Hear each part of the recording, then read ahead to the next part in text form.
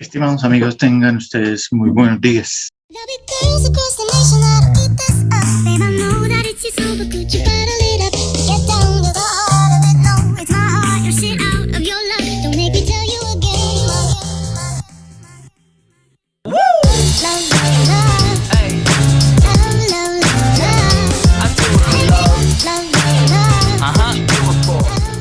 Continuando con nuestro tema de la fotografía, más exactamente en lo que tiene que ver con las actuaciones en el lugar de los hechos y más enfocados en la cadena de custodia.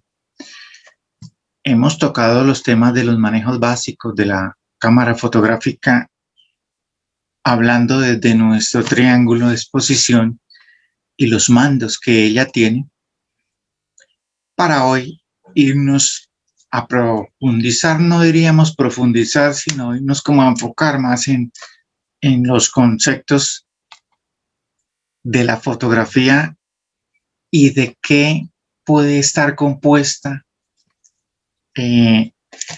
estas fotografías, cuáles serían las clases de fotografías que nosotros debemos emplear y algunos términos que debemos manejar dentro de lo básico, para más adelante, teniendo esto claro, adentrarnos mucho más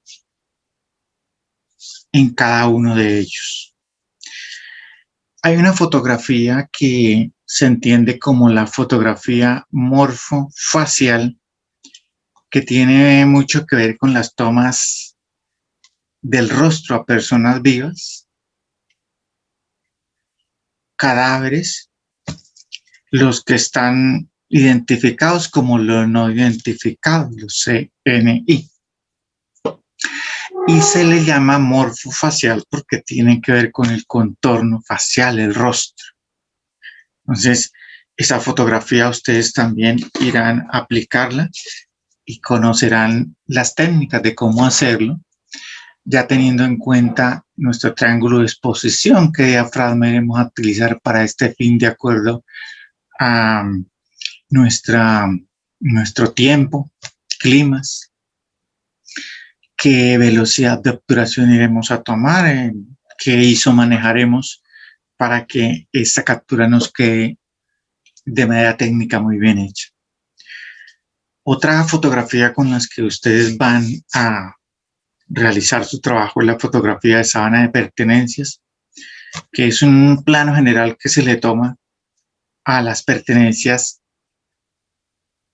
que hallamos en las prendas de personas y cadáveres, sí los hay. Ojo que aquí no hable de desnudar el cadáver, porque eso no se puede hacer, pero sí las que nosotros le podemos encontrar pues de manera superficial que sí se puede hacer, sí las hay.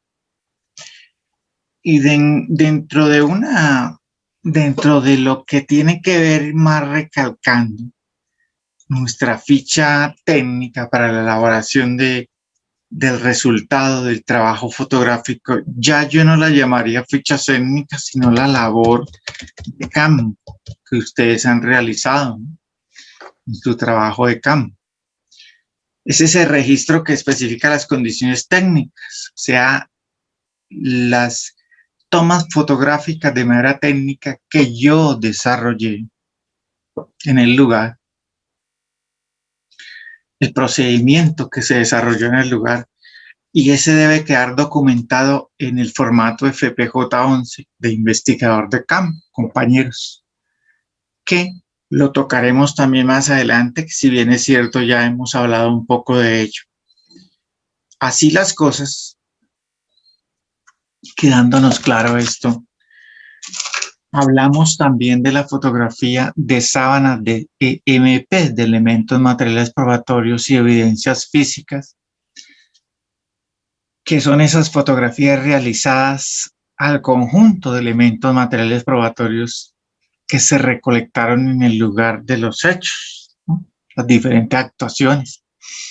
Una vez nosotros lo hallamos, lo recolectamos, lo embalamos en su respectivo contenedor y lo fijamos fotográficamente hablando ya de los protocolos de cadena de custodia, los agrupamos como una especie de sábana blanca con los numeradores que en orden de localización, con su rótulo, elemento material y su embalaje, y tomamos una fotografía de ese conjunto, ¿no?, de elementos probatorios. El lugar de los hechos es otro término que nosotros, con el cual nos iremos a familiarizar mucho, tema que adentraremos en un crédito más adelante, muy dedicado a esto, porque esto es un tema bastante amplio. Es cualquier espacio físico abierto, cerrado, mueble o inmueble, donde se cometió un presunto delito porque se está investigando. Eso también incluye los alrededores, lugares relacionados, áreas adyacentes o casi pegados ahí al lugar, o áreas vecinas, ¿no?, y rutas de escape, compañeros. Es un concepto que siempre lo tendremos que manejar, porque allí es donde nosotros vamos a desempeñar la criminalística de campo. Las fotografías panorámicas son esas tomas globales a larga distancia. Se hacen para hacer una localización y mostrar un aspecto general del lugar, cómo se encontró, ¿no?, cómo encontramos el lugar. Hacer por lo menos 4 tomas en ángulos diferentes. Hoy día se sabe que la era digital ya cuenta con drones y otras tecnologías para poder hacer esta clase de tomas. Dentro de lo que se conoce como perspectiva, se dice que es una presentación de la realidad tridimensional. Resulta de la convergencia de las líneas que se adentran en la profundidad del espacio y la disminución continua de tamaño, desde un primer plano hacia el fondo. Miren la importancia de esto, compañeros, desde lo que yo veo cerca hacia lo que está lejos. Una perspectiva fotográfica apropiada produce la misma impresión de posición y tamaño relativo de los objetos visibles. Esto tiene que ver mucho con el trabajo del fotógrafo, que yo en esa perspectiva pueda visualizar lo que tengo cerca y lo que tengo al fondo. Ya habíamos visto en la clase pasada que esto se consigue con un buen manejo del triángulo de exposición, compañeros.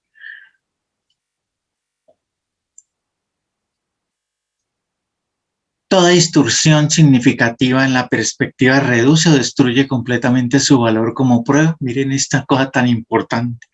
Y la repetimos, toda distorsión significativa en la perspectiva reduce o destruye completamente su valor como prueba. Como evidencia y más adelante como prueba, ¿por qué no decirlo? Porque pues una fotografía distorsionada por un mal manejo del equipo de fotografía, pues seguramente que así será.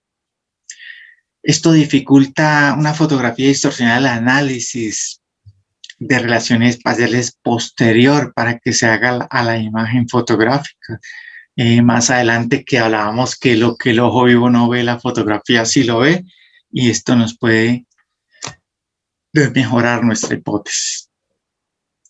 La mejor manera de mantener una perspectiva es tomando las fotografías con cámaras dirigidas en un ángulo de 90 grados respecto a la pared opuesta, o sea, como ese fondo imaginario allá.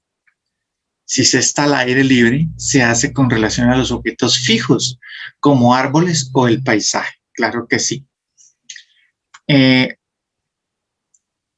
Cuando se habla de la pared opuesta, en esta imagen vemos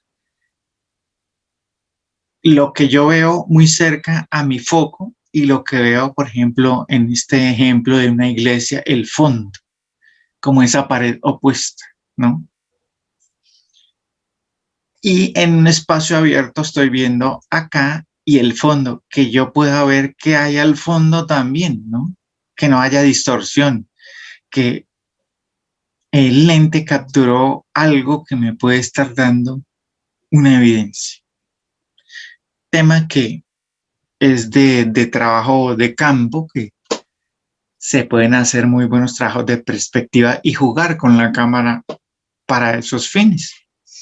A veces uno coloca un elemento pequeño y el reto que tiene el fotógrafo, el compañero aprendiz, pues es lograr capturarlo en una perspectiva y más exactamente esa realidad tridimensional, ¿no? Hablemos del plano general, que son tomas fotográficas realizadas a distancia intermedia, o sea, las panorámicas son lejos. No voy a tocar los ejemplos de cómo hacer las panorámicas todavía, solamente hablemoslo a nivel de concepto. Y las fotografías generales son intermedias, o sea, me acerco más para mostrar una posición de un sujeto relacionado con el otro. Ubicar y relacionar MP y F en la escena. ¿Qué quiere decir más o menos? Que en un acercamiento un poco más que a diferencia de de las panorámicas, yo tomo en mi pantalla los elementos probatorios y los relaciono con su entorno. Eso es lo que me va a aparecer en la pantalla. Si hablamos del plano medio, ya se habla de una corta distancia, o sea, me acerco más. Se ve una cantidad razonable de detalles, ¿no? El sujeto, se revela el entorno donde se encuentra, se usan con el fin de relacionar muebles, objetos, instrumentos y cuerpos. Si hay un cadáver en un recinto cerrado, pues debe aparecer el cadáver y lo que hay al ladito de él, una cómoda, un pasillito, la cama de habitación, un arma, sangre, cositas así. Ya un acercamiento más a corta distancia en un plano medio. Y en un primerísimo plano, ya hay un gran acercamiento y aquí ya se detalla realmente en todo lo que es la pantalla de mi cámara, mi pantalla de previsualización que va relacionada con el visor, todo el detalle que yo quiero relacionar. Por ejemplo, quiero relacionar una herida, solamente debe aparecer en la pantalla la herida. Quiero relacionar la placa de un vehículo, solamente aparecerá en la pantalla la placa, no debe aparecer más. De los primeros planos también se habla de cortas distancias, de un acercamiento que también ocupa casi todo el visor. Y se habla de testigos métricos, pero si se habla, aquí quiero hacer una aclaración, si se habla también de primerísimos planos, es mucho más el acercamiento y en algunos casos, antes no, ahora sí, en algunos casos, se aplica también el testigo métrico.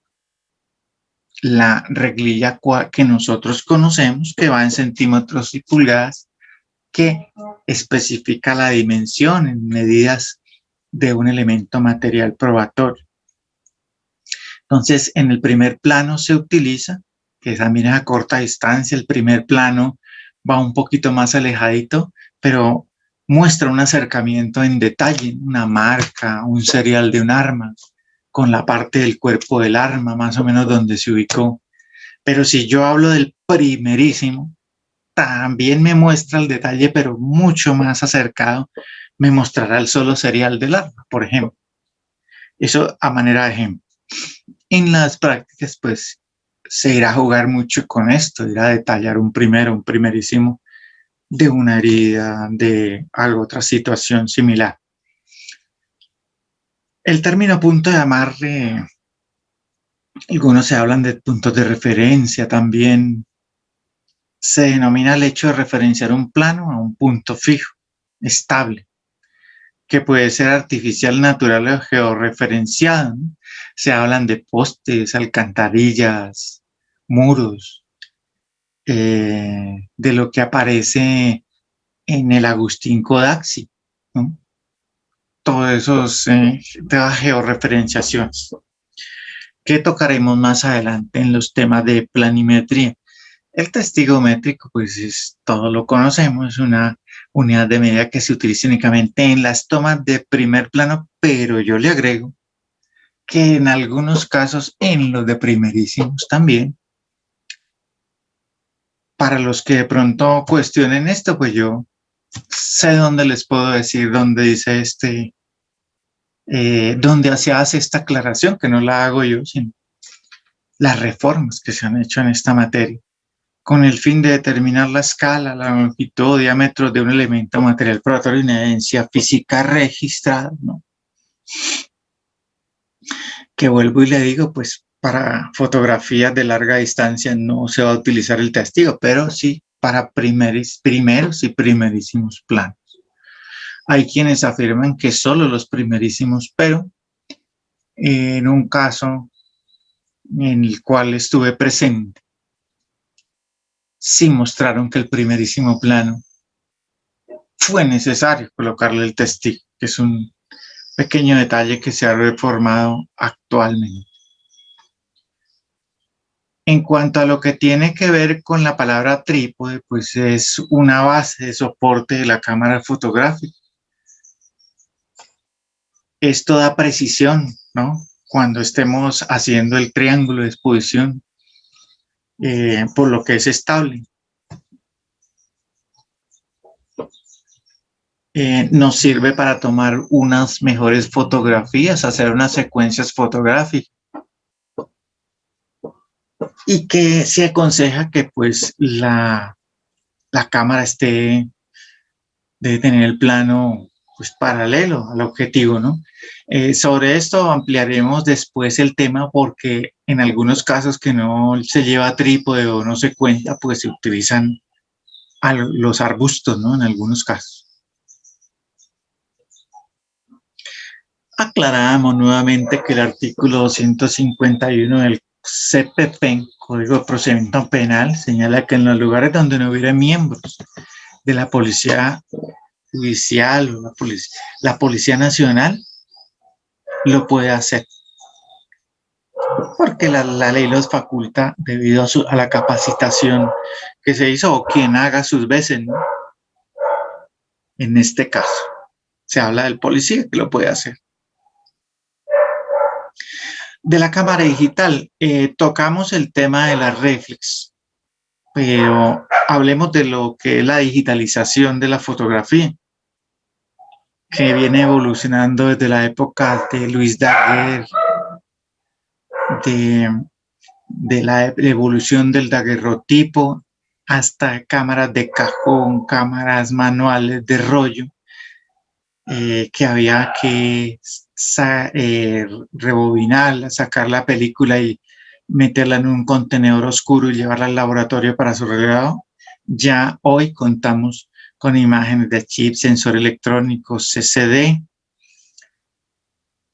imágenes digitalizadas en soportes magnéticos. Ya se cuenta con eso que la cámara digital trae y ahí podemos tener digitalmente nuestras fotografías. Con la era digital todo evolucionó.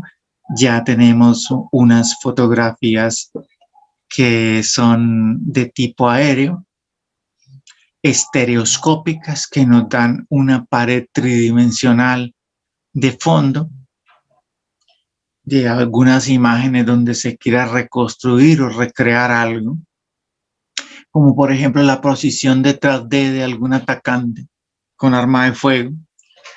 Ya se cuentan en el mercado con cámaras subacuáticas.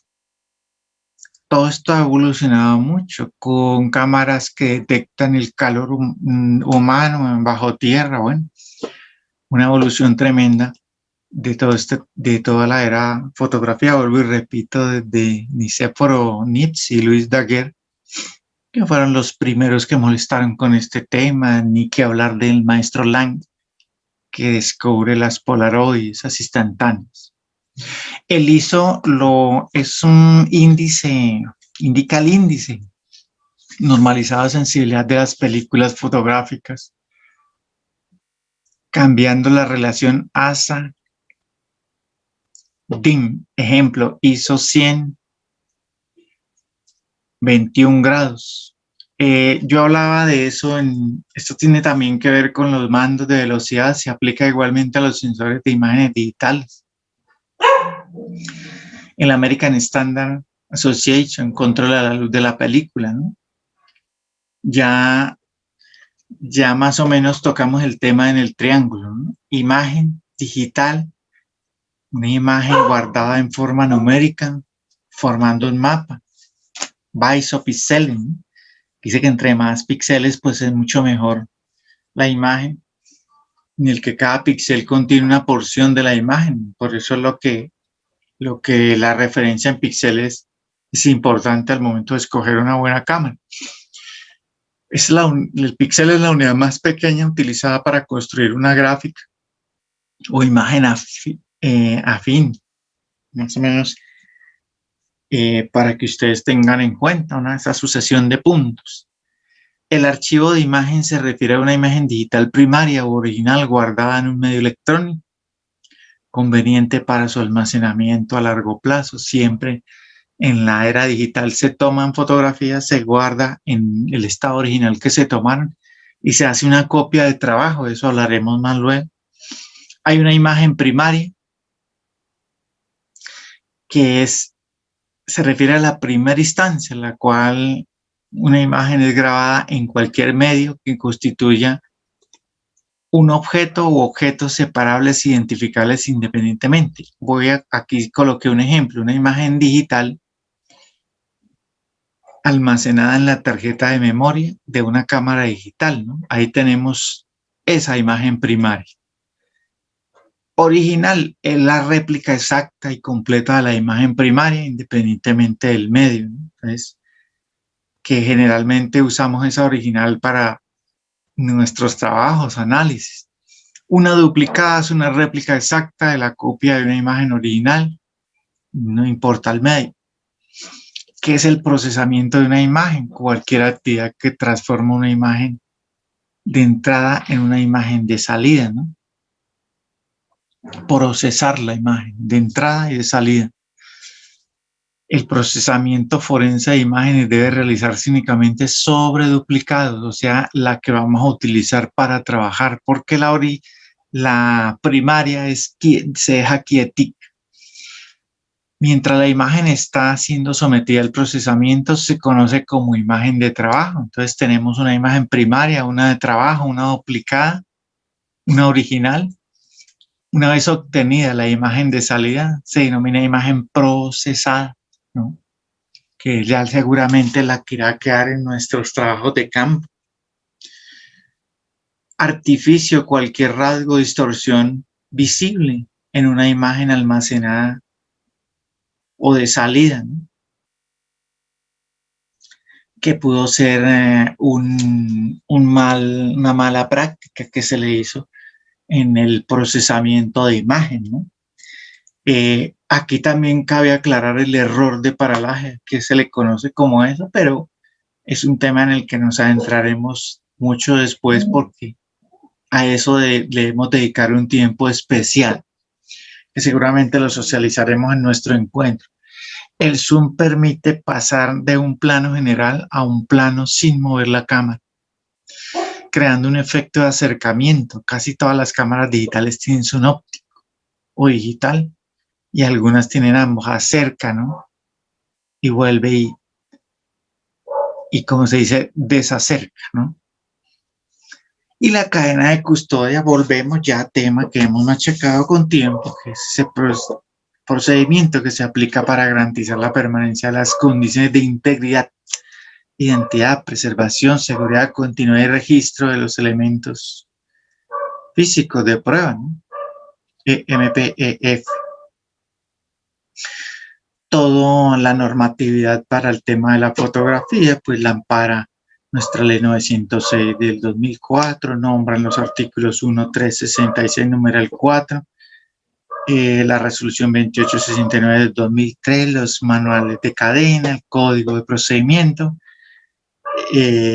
los manuales también de fotografía institucionales, que son los que nos guían en estos procedimientos, y los acuerdos normativizados actualmente, tema que tocaremos con mucha minucia, ¿no?